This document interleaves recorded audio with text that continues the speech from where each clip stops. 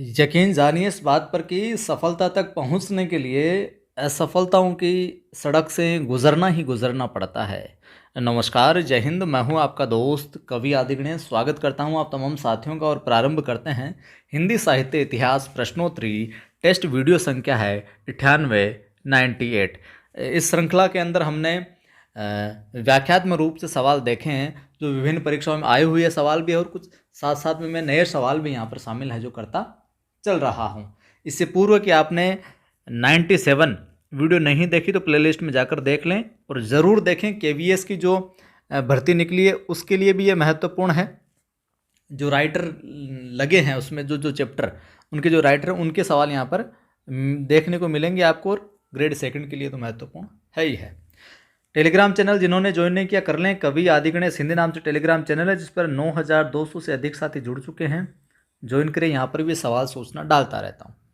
पहला सवाल, निम्न में से कौन सा काव्य संग्रह सच्चिदानंद हीरानंद वात्स्यायन अज्ञे का नहीं है? इन चार विकल्पों में से कौन सा जो काव्य संग्रह है वो सच्चिदानंद हीरानंद वात्स्यायन अज्ञे का नहीं है? यहाँ से देखो, कितनी नावों में कितनी बार, हरी घास पर क्षण भर, और आंगन के पार द्वार। बताइए साथियों। यहाँ उत्तर हो जाएगा साथियों अपना ए। यहाँ से देखो, ये यहाँ पर है जो अज्ञेय का नहीं है। तो आप बोलोगे सर अज्ञेय का नहीं है तो ये फिर किसका है? तो ये जो काव्य संग्रह है यहाँ से देखो, ये है केदारनाथ सिंह का। किसका है ये? केदारनाथ सिंह जी का है। किसका है? केदारनाथ सिंह का है। इनके और काव्य संग्रहों की मैं बात करूं केदारनाथ के, तो अभी बिल्कुल अभी ज़मीन पक रही है, अकाल में सारस, और टोल्स्टॉय और साइकिल, उत्तर कबीर, ये इनकी देखने को मिलती है। जबकि कितनी नावों में कितनी बार, हरी घास पर क्षण भर, आंगन के पार द्वार, ये अज्ञे की रचनाएं हो जाएगी। अगला सवाल, निम्न में से कौन दूसरा सप्तक में शामिल नहीं है? जितने भी तार सप्तक हैं उन सब के जो साथ साथ कवि हैं वो याद होने चाहिए आपको। एक सवाल पक्का आता है इनका। निम्न में से कौन दूसरा सप्तक में शामिल नहीं है? कुंवर नारायण, धर्मवीर भारती, शमशेर बहादुर सिंह, नरेश मेहता। बताइए क्या उत्तर होगा? यहां अपना उत्तर हो जाएगा साथियों क्या? कुंवर नारायण। निम्न में से कौन दूसरा सप्तक में शामिल नहीं है? तो कुंवर नारायण दूसरा सप्तक में शामिल नहीं है। ये किसके हैं? तीसरा सप्तक के कवि हैं। किसके हैं ये? तीसरा जो सप्तक है उसके हैं। और तीसरे सप्तक का समय क्या? 1959। ठीक है। अब तीसरे सप्तक में शामिल जो थे उनमें ये अपने कुंवर नारायण हो जाएंगे, प्रयाग नारायण त्रिपाठी, मदन वात्स्यायन, विजयदेव नारायण शाही, सक्सेना, केदारनाथ सिंह, कीर्ति चौधरी, ये हो जाएंगे। और जो दूसरा सप्तक था, दूसरा सप्तक का समय क्या? 1951। इसमें अपने बहादुर सिंह, शमशेर बहादुर सिंह, भवानी प्रसाद मिश्र, जिसे शकुंत माथुर, हरिनारायण घनश्याम, नरेश मेहता, धर्मवीर भारती, रघुवीर सहाय, ये सब देखने को मिलते हैं। सवाल है, नदी के द्वीप किसकी रचना है? नदी के द्वीप किसकी रचना? अभी अभी मैंने ऊपर जिक्र किया था। मैथिली शरण गुप्त, निराला, नागार्जुन, या फिर सच्चिदानंद हीरानंद वात्स्यायन अज्ञेय। नदी के द्वीप किसकी रचना है? तो उत्तर हो जाएगा साथियों क्या? नदी के द्वीप रचना है अपने अज्ञेय की। तो 4 नंबर विकल्प ठीक हो जाएगा। अज्ञेय की और रचना मैंने पिछली वीडियोज में भी लिखवाया था। चिंता आती है, भग्न दूत आती है, इत्यलम आती है, ये सारी की सारी इनकी रचनाएं हो जाएगी। आंगन के पार द्वार, इंद्रधनुष, रोंदे हुए, ये। अब यहाँ पर देखिए गुप्त जी का नाम है, तो गुप्त जी की प्रमुख रचना में बता दूं आपको। एक तो पंचवटी, कई बार आता है पंचवटी, साकेत देखने को मिलती है, और यशोधरा पूछी जाती है, भारत भारती पूछी जाती है। ये जो प्रसिद्ध है वो मैं आपको बता रहा हूँ। भारत भारती और एक जय भारत भी ध्यान में रख ले। ये गुप्त जी की हो जाएगी। मैं बात करूं निराला की, निराला की कई बार बता चुका हूं मैं। अनामिका, अनामिका बार बार सुनोगे तो याद हो ही जाएगी। अनामिका रटने से याद नहीं होती। अनामिका, परिमल, गीतिका, तुलसीदास, और कौन सी, कुकुरमुत्ता, और मैं बात करूं नए पत्ते, अणिमा, आराधना, बेला, ये सब निराला के। नागार्जुन की मैं बात करूं तो अकाल और उसके बाद, ये प्रसिद्ध है, अकाल और उसके बाद। ये रचना देखने को मिलती है। बादल को घिरते देखा है, बादल को घिरते देखा है, और कालिदास। देखिए तुलसीदास अपने निराला की है, तुलसीदास किसके, निराला की, और नागार्जुन की क्या है, कालिदास। ये ध्यान में आप है जो रखिएगा। चलिए अगला सवाल।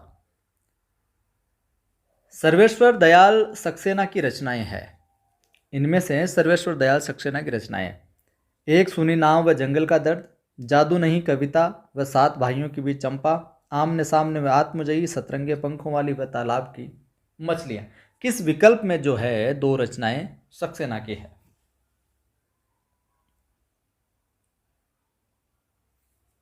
तो उत्तर क्या हो जाएगा यहां पर अपना, एक सूनी नाव और जंगल का दर्द।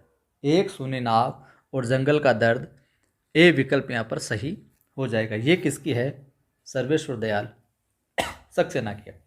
अब जैसे कि हम बात करें, जादू नहीं कविता व सात भाइयों के बीच, जादू नहीं कविता व सात भाइयों के बीच चंपा, ये किसकी है, कात्यायनी। ठीक, ये इनकी हो जाएगी। बात करें आमने सामने व आत्मजयी, आमने सामने व आत्मजयी कौन, अपने कुंवर नारायण जी, कुंवर नारायण हो जाएगा। सतरंगे पंखों वाली व तालाब की मछलियां किसकी है, नागार्जुन की। ठीक है, तो एक सूनी नाव व जंगल का दर्द सर्वेश्वर दयाल सक्सेना की, जादू नहीं कविता सात भाइयों के बीच चंपा कात्यायनी की, आमने सामने व आत्मजयी कुंवर नारायण, और सतरंगे पंखों वाली व तालाब की मछलियां किनकी हो जाएगी, नागार्जुन साहब की हो जाएगी। चलिए अगले सवाल की। और वीडियो मेरा ये अच्छा लगता है आपको प्रयास, तो लाइक शेयर किया करें ताकि और साथी भी जुड़कर लाभ ले सके, अपना ये परिवार भी आगे बढ़ सके। सब्सक्राइब कर लेना नहीं किया है तो। सवाल है, मुक्तिबोध का ब्रह्म राक्षस किसका प्रतिनिधि है? मुक्तिबोध का जो ग्रंथ है ब्रह्म राक्षस, ये किसका प्रतिनिधि है? बुद्धिजीवी वर्ग का, पूंजीपति वर्ग का, निम्न वर्ग का, या फिर सर्वहारा वर्ग का?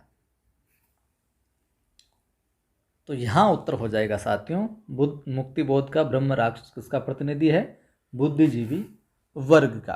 अब मुक्तिबोध की कई बार पूछी जाती है रचनाएं, जैसे कि जो दो काव्य करते हैं तो बहुत बार पूछी जाती है, जिनमें एक तो भूरी भूरी खाक धूल, यहाँ लिख देता हूं मैं, भूरी भूरी खाक धूल, और चांद का मुंह टेढ़ा है, चांद का मुंह टेढ़ा है। और मैं बात करूं अंधेरे में, इसके विषय में अलग अलग विद्वानों ने अलग अलग बातें कही है, मैंने पिछली वीडियो में बताया था।